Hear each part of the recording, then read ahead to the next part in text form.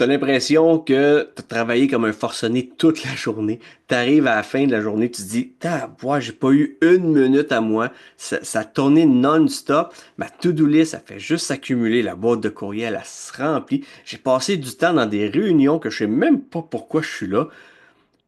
Puis mes tâches à moi là-dedans, niet, zéro, ça a même pas avancé. Je pense qu'il va falloir que je me tape encore des heures à soir à la maison pour pouvoir compléter tout ça. Tu te reconnais-tu là-dedans? Ça se peut. Puis, je te rassure tout de suite, t'es pas tout seul. Malheureusement, t'es pas tout seul. Il y a une façon que tu puisses reprendre, par contre, le contrôle là-dessus, reprendre cet équilibre-là. Puis, je rentre pas dans tous les détails dans cette vidéo-là. Je te donne simplement accès à au moins à trois petites informations, à trois petits trucs qui vont t'aider. Parce que justement, le but n'est pas de révolutionner. Donc, le but n'est pas de faire une révolution, mais une évolution dans ton parcours. C'est mon rôle. Mon autre, ben, c'est Jonathan Parent. Je suis le fondateur de l'approche Leadership et je suis là pour aider les gestionnaires à franchir leur premier pas avec confiance, à se trouver des outils transférables justement et applicables rapidement dans leur contexte parce que je le sais honnêtement et en toute transparence que être un rôle de gestionnaire aujourd'hui, c'est pas tout le temps rose et c'est pas tout le temps facile. Mais on peut rendre ça facile et agréable justement parce qu'on a cette conviction-là de vouloir avoir un impact et faire une différence dans la vie du monde. Alors, c'est mon objectif à moi de pouvoir t'aider en tant que gestionnaire à arriver à ce stade-là.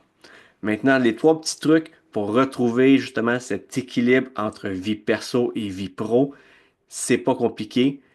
En fait, je t'ai dit trois trucs. J'ai deux questions pour toi et un truc. Première question. Est-ce que tu es en mouvement ou tu es en action dans le jour?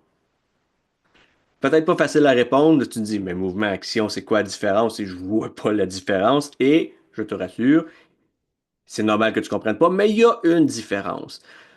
Quand tu es en mouvement, tu te fais aller. Hein? OK, parfait. Hey, là, je claire des courriels. Là, je fais ça, telle action. Ah, j'ai un meeting. Tu es en mouvement. Quand tu es en action, ça te permet de progresser. Est-ce que le meeting que tu as assisté t'a permis de progresser dans tes tâches? Est-ce que lire 28 courriels à l'heure te permet de progresser? Ou, au contraire, peu importe le nombre de temps que tu vas mettre sur ces tâches-là, à la fin de la journée, tu vas toujours être à la même place? Ben, si c'est comme ça, alors tu es en mouvement. Tu n'es pas en action.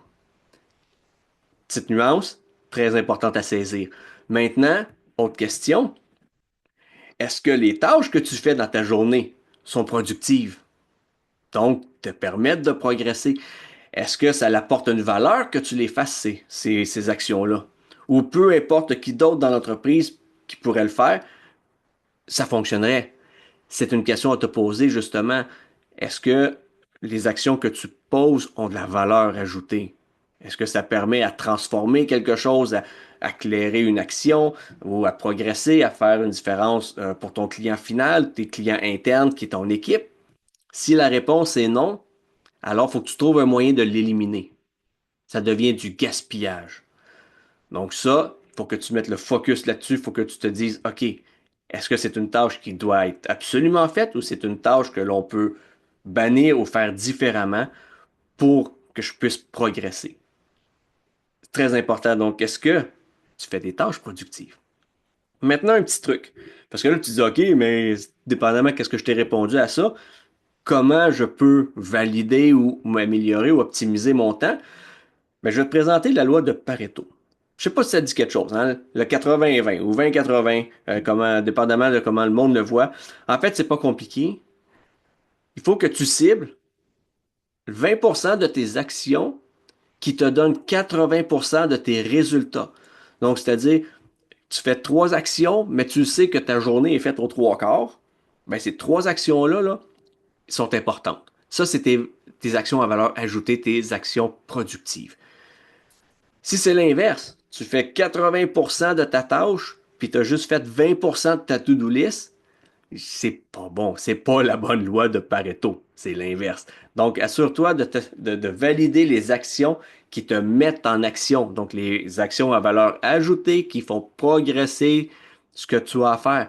Le reste, ça s'appelle délégation. Ou ça s'appelle du gaspillage tout court qu'on doit éliminer de ton environnement. Ça se fait. Puis ça, on va le voir dans les autres capsules, dans les autres vidéos que je vais tourner plus tard, quand on va parler de responsabilisation, d'efficacité opérationnelle. Mais aujourd'hui, c'est important dans cette vidéo-là. Est-ce que tu es en mouvement ou tu es en action? Est-ce que les actions que tu accomplis, ça apporte de la valeur? Puis ensuite de ça, ben, c'est pas compliqué. Si tu veux savoir si tu es dans la bonne voie ou non, valide. Est-ce que 20% des actions que tu accomplis dans une journée te donnent 80% des résultats? Si c'est non, il y a du travail à faire, il y a un petit ménage à faire. Le ménage va se faire graduellement parce que je l'ai dit, le but n'est pas de faire une révolution, mais bien une évolution. Alors, par le temps, apprends à éliminer des petites tâches. Un exemple, tes courriels. As-tu besoin d'être en copie conforme de tous les courriels? Non. Je te garantis que non. Peut-être que toi, tu trouves important d'avoir accès à l'information, mais si les personnes qui doivent prendre les actions peuvent peut-être juste te faire un compte-rendu d'où est-ce qu'ils sont rendus, au lieu de tu lises 25 courriels d'échange entre des clients puis ton collaborateur.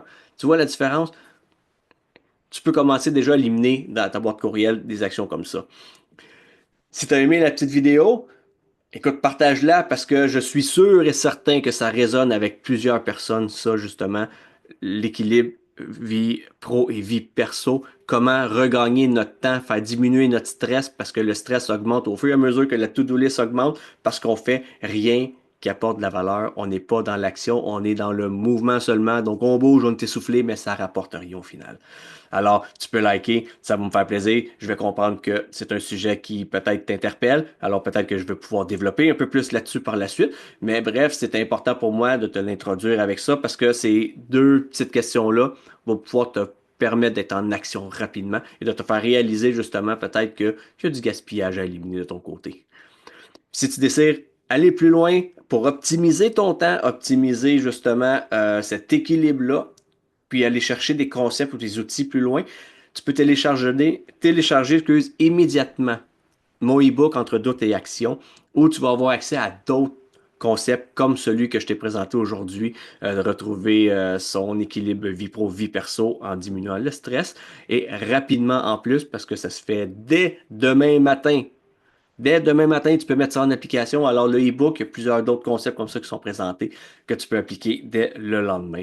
Alors, je te souhaite une bonne lecture si tu vas chercher le e-book et sinon, je souhaite que cette petite vidéo t'ait mis une petite remise en question et t'aide à progresser et optimiser ton rôle de gestionnaire. On se reparle bientôt. Ciao!